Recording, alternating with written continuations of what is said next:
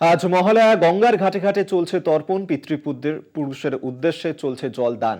বিভিন্ন জায়গায় ছবি দেখাচ্ছি আপনাদের সামনে। আমরা এই মুহূর্তে আপনাদেরকে হাওড়াতে নিয়ে যাব। হাওড়া থেকে জগন্নাথ সামন্ত আমাদের সঙ্গে রয়েছেন প্রতিনিধি।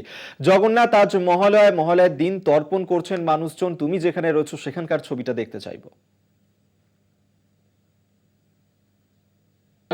আমি হাওড়া কেদারঘাটে রয়েছি। কেদারঘাটে দেখছি সকাল থেকেই ভিড় দেখা যাচ্ছে এবং এই ভিড় এতটাই রয়েছে, পুলিশ হিমশিম খাচ্ছে ভিড় সামলাতে।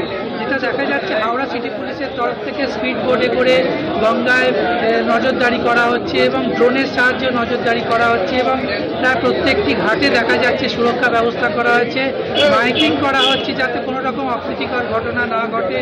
অর্থাৎ তোমাকে বলে রাখি, মহালয়ার শুভ লগ্নে অর্থাৎ পিতৃপক্ষের শেষ এবং দেবীপক্ষের সূচনায় তর্পণ অর্থাৎ পিতৃপুরুষকে জলদানের অনুষ্ঠানে সকাল থেকে তর্পণ করতে বিভিন্ন প্রান্ত থেকে মানুষজন এসে, আমার সঙ্গে অনেক লোক এসে তর্পণ করে এই মুহূর্তে এলেন।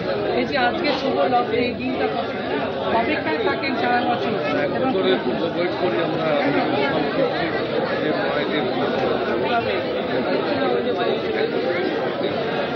এই ব্যবস্থাটা কি দেখছেন ঘাটে?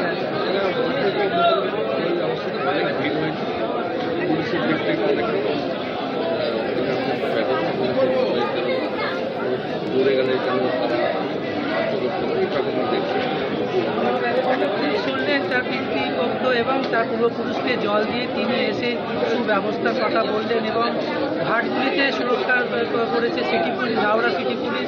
এবং সকাল থেকে যেটা লক্ষ্য করা যাচ্ছে যে বিভিন্ন প্রান্ত থেকে মানুষজন আসছে, তাদের পূর্বপুরুষকে জল দানের যে প্রক্রিয়া অর্থাৎ ব্রাহ্মণের মন্ত্র উচ্চারণ, নিষ্ঠা ভক্তির সঙ্গে তীর এবং জল দিয়ে তারা গঙ্গায় নেমে একেবারে পিতৃপুরুষকে জল দান করছে এবং সকাল থেকে সেই ভিড় নজর করা যাচ্ছে। যেমন একদমই সকাল থেকেই সেই ভিড় নজরে আসছে। গঙ্গার ঘাটে ঘাটে এই একই ছবি ধরা পড়ছে বিভিন্ন জায়গাতেই। আপাতত ধন্যবাদ জানাবো জগন্নাথ সামন্ত, এতক্ষণ সরাসরি আমাদের সঙ্গে ছিলেন প্রতিনিধি।